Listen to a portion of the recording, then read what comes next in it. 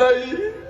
খোদার কসম করে বলি, মাঝে মধ্যেই যখন রাত্রের গভীরে কবর আযাবের কথা মনে হয়ে যায়, নিজের অজান্তে বালিশের মধ্যে মাথা দেওয়ার পরে টপ টপ করে চোখের পানি কোনো মানুষের গ্যারান্টি নাই রে ভাই। এই জন্য এই দুনিয়ার মধ্যে আল্লাহ রাব্বুল আলামিন তোমাকে আমাকে যতদিন বাঁচিয়ে রেখে আল্লাহর জাহান্নামের আগুন থেকে আমাদেরকে যেন মুক্তি দেয়, জোরে বলেন আল্লাহু আকবার। সবাই জাহান্নামের আগুন থেকে মুক্তি চান তো জোরে বলেন। কে কে জাহান্নামের আগুন থেকে মুক্তি চায় একটা আল্লাহু আকবার বলে হাত উঠা দেন। কেউ হাত নামাবেন না, সবাই আল্লাহকে ডাক দেন, আল্লাহ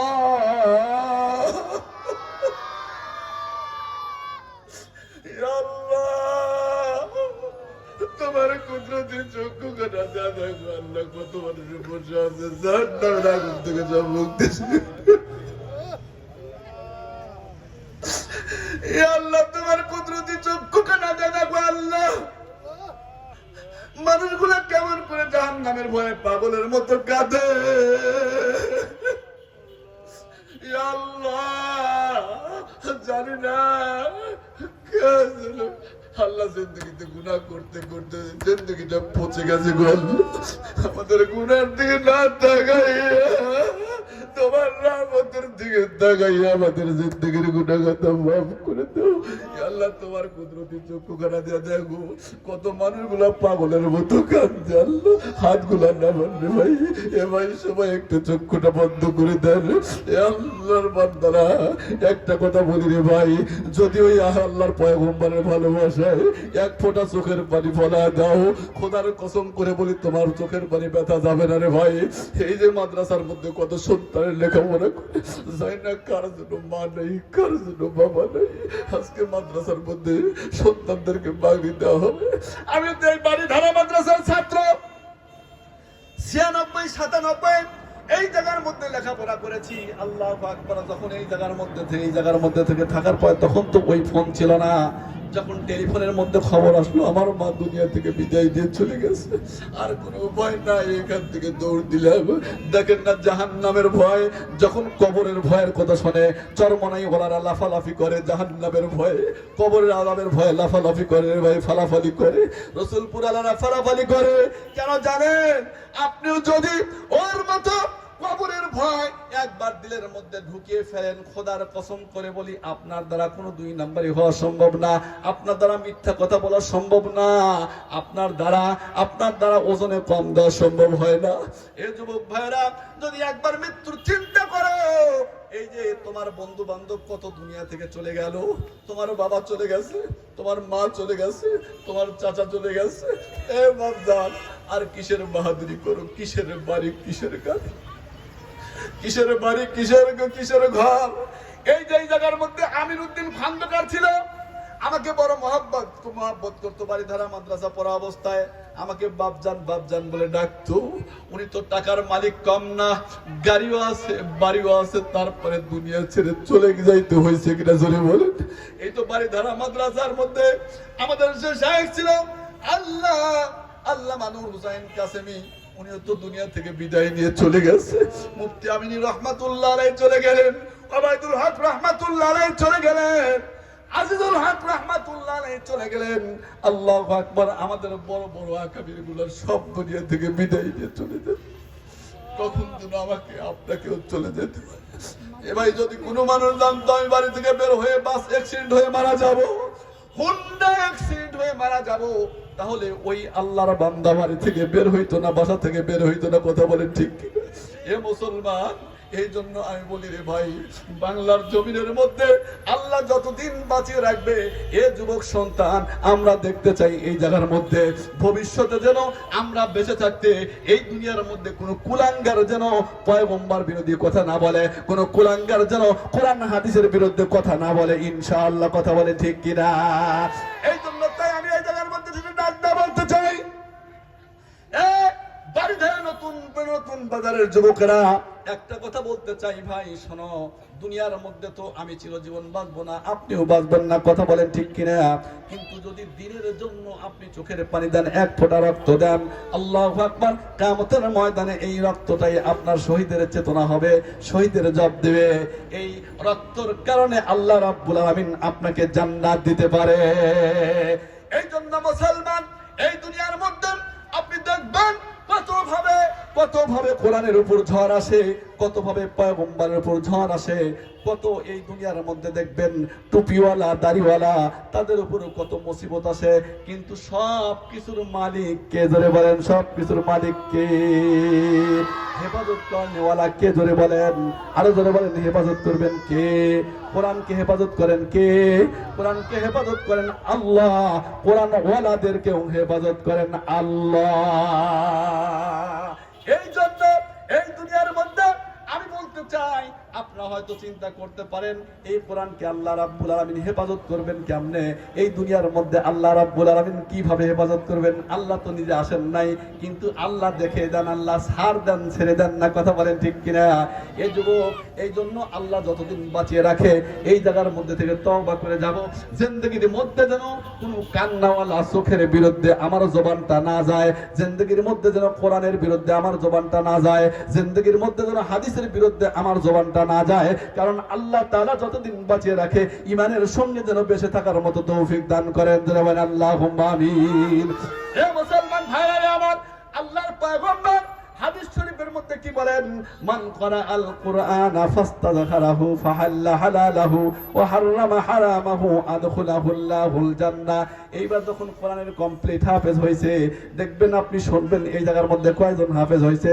তার মধ্যে দেখবেন একদম অল্প বয়সে অনেক সন্তানেরা হাফেজ হয়, একদম দেখবেন 7 দিন 10 দিনেও হাফেজ হয়। কিন্তু এই জায়গার মধ্যে আমি বলতে চাই, আপনারা শুনেছেন ইমামে আজম আবু হানিফা রাহমাতুল্লাহ আলাইহির নাম আপনারা শুনেছেন কিনা? জোরে বলেন। এই ইমামে আজম রাহমাতুল্লাহ আলাইহি, তার দরবারে ইমাম আহমদ ইবনে হাম্বল রাহমাতুল্লাহ আলাইহি ভর্তি হওয়ার জন্য আসলো। বলল, হুজুর আপনার দরবারে আমি ভর্তি হইতে চাই। ইমামে আজম রাহমাতুল্লাহ আলাইহি বলল, বাবা তুমি কি হাফেজে কোরআন? বলল যে না না না।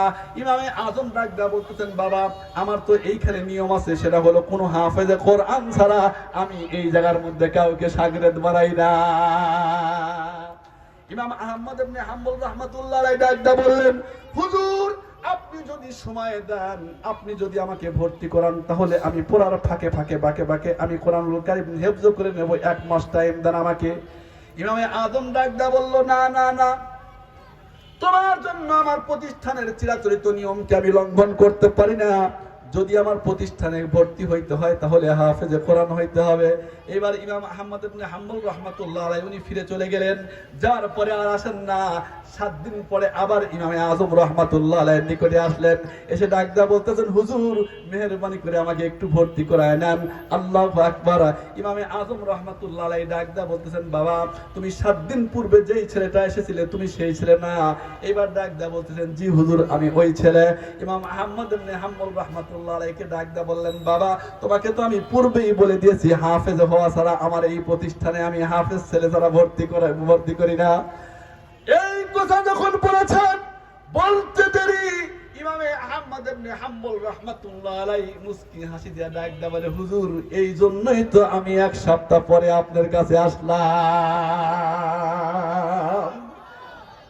ইমামে আজম আবু হানিফা রাহমাতুল্লাহ আলাইহি ডাক দিয়া বললেন, বাবা তুমি কি বুঝাইতে চাও? তুমি কি হাফেজ হইছো নাকি? আহমদ ইবনে হাম্বল রাহমাতুল্লাহ আলাইহি ডাক দিয়া বলে, হুজুর আপনার যদি বিশ্বাস না হয় তাহলে আপনার সূরা ফাতিহা থেকে নাস পর্যন্ত আমি দাঁড়িয়ে আছি। এক দাঁড়ানোতে আপনি যেই জায়গা থেকে ধরবেন আমি এই জায়গায় শুধু বলতে পারবো না, একদম সূরাতুল ফাতিহা থেকে শুরু করে আমি নাস পর্যন্ত আল্লাহ তৌফিক দিলে বলতে পারবো। আল্লাহু আকবার, আল্লাহু আকবার। কোরআনের হাফেজ যারা হয় একদম অল্প সময়ে কোরআনের হাফেজ হওয়ার ইতিহাস আছে। ও মুসলমান, তাই আমি বলি ইন্না নাহনু নাযালনা যিকরা ওয়া ইন্না লাহু লাহাফিজুন। আল্লাহ তাআলা কোরআন নাযিল করেছেন, এই কোরআনকে হেফাজত করবেন আল্লাহ, কথা বলেন ঠিক কিনা?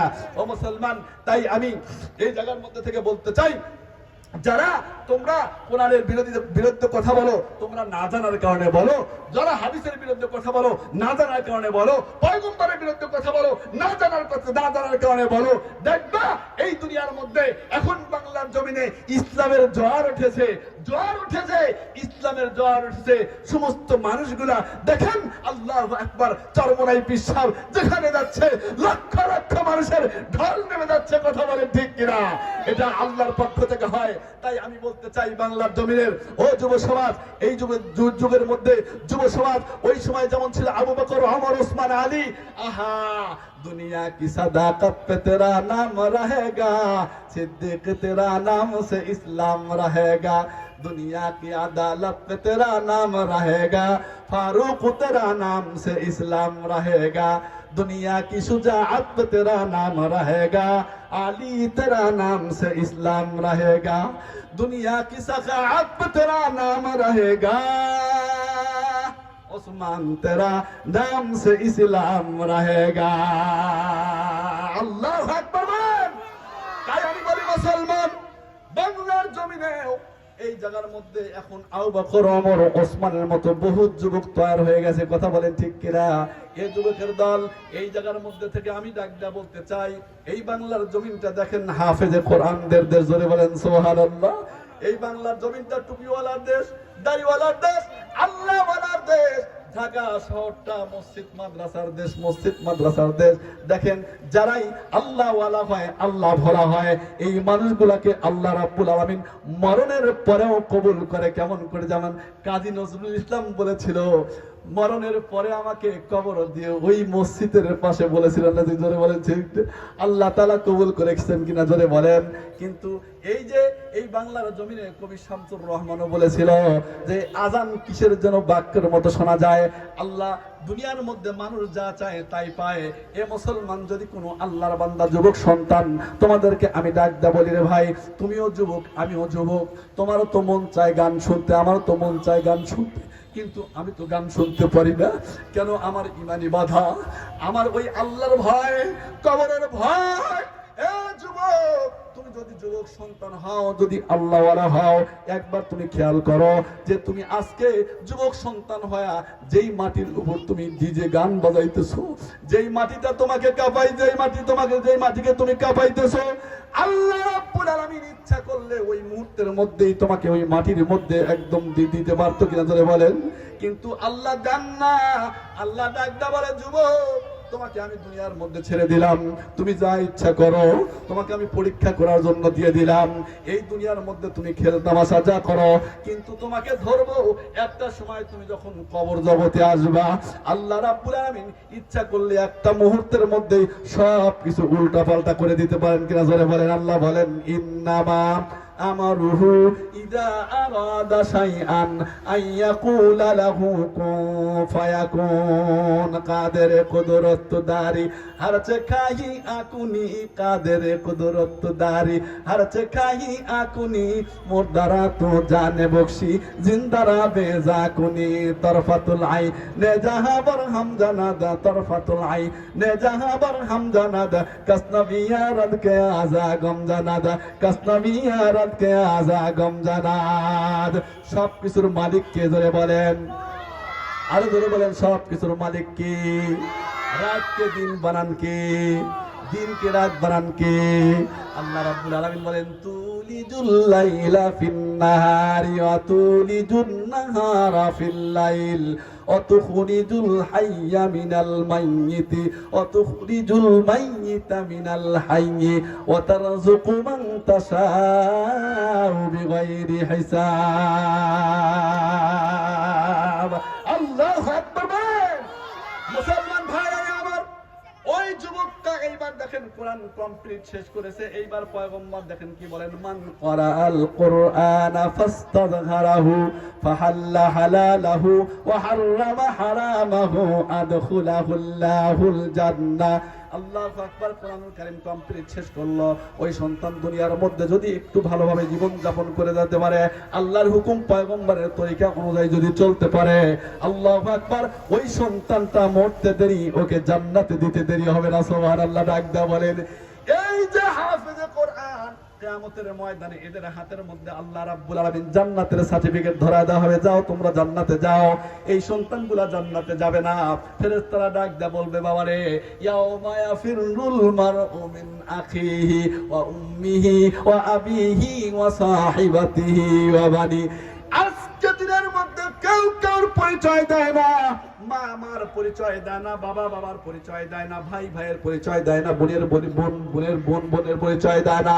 তোমরা জান্নাতের সার্টিফিকেট পাওয়ার পরে জান্নাতে যাও না কেন? তোমরা কি পাগল হইলে নাকি? এই হাফেজে কোরআন গুলা ডাক দেয়া বলবে, না আমরা পাগল হই নাই, আমরা ভালো মানুষ। তাহলে বলবে, তোমরা জান্নাতে যাও না কেন? এইবার ডাক দেয়া বলবে, আল্লাহ আমরা জান্নাতে যাব তত সময় পর্যন্ত আমরা জান্নাতে যাইতে রাজি নাই, যত সময় পর্যন্ত আমার মা বাবাদেরকে আমাদের সঙ্গে না দিবা ওই সময় পর্যন্ত আমরা জান্নাতে যাব না। যত সময় আমার ওস্তাদদেরকে না পাবো ওই সময় পর্যন্ত আমরা মাদ্রাসাতে জান্নাতে যাব না। যত সময় পর্যন্ত আমাদের পড়ার জন্য যেই সমস্ত মানুষগুলা মাদ্রাসার মধ্যে সহযোগিতা করেছে ওই সমস্ত মানুষগুলাকে যত সময় পর্যন্ত না পাবো এত সময় পর্যন্ত আমরা জান্নাতে যাইতে রাজি না। আল্লাহু আকবার। আল্লাহ তাআলা ডাক দিয়ে বলবে, ফেরেশতার দল যাও, এই পাগলগুলো যা বলে তাদের মনের আশা ফিলাপ কর। কারণ দুনিয়ার মধ্যে তারা কোরআনুল কারীম পড়েছে, আর দেখবেন দুনিয়ার মধ্যে যারা কোরআনুল কারীম পড়ে এদের উপর একটু নির্যাতন বেশি হয়। জোরে বলেন ঠিক কিনা? এ মুসলমান ভাইরা আমার, দুনিয়ার মধ্যে কোরআন পড়বে, দাঁড়িয়ে রাখবে, আল্লাহর হুকুম পালন করবে, দেখবেন এদের উপর একটু নির্যাতন বেশি হয়। কিন্তু এখন আর ইনশাআল্লাহ এত নির্যাতন হবে না, কারণ আল্লাহ রাব্বুল আলামিন ডাক দা বলেন, বান্দা আমি তোমাদেরকে একদম বানিয়েছি সুন্দর করে। আল্লাহ বলেন, আল্লাহু ওয়ালিয়ুল্লাযীনা আমানু ইখরিজুহুম মিনাজ-যুলুমাতি ইলান-নূর। আল্লাহু আকবার, আল্লাহু আকবার। তাই আমি বলি মুসলমান, এখন এই জায়গার মধ্যে থেকে আপনাদেরকে একতাবদ্ধভাবে প্রতিজ্ঞাবদ্ধ করতে হবে। আল্লাহ রাব্বুল আলামিন যতদিন বাঁচিয়ে রাখেন আমি আপনি এই দুনিয়ার মধ্যে ঈমান হারা হয়ে মৃত্যু যেন বরণ না করতে হয়। ইনশাআল্লাহ এই দোয়া করব আমরা সব সময়, আল্লাহর কাছে দোয়া করব, আল্লাহ যখনই মৃত্যু দাও তুমি আমাদের মুখের মধ্যে জবানের মধ্যে কলেমাটা তুমি পড়াইয়া দিও, লা ইলাহা ইল্লাল্লাহু মুহাম্মাদুর রাসূলুল্লাহ। এই আমাদের বাক্যটা যেন শেষ বাক্য, আখের কালাম যেন আল্লাহ তাআলা কলেমাটা নসিব করে দেন। আর যদি আল্লাহ কলেমা নসিব করেন আলহামদুলিল্লাহ। কার কলেমা নসিব হবে? দুনিয়ার মধ্যে আপনি কলেমা পড়েন নাই, তার কলেমা নসিব হবে।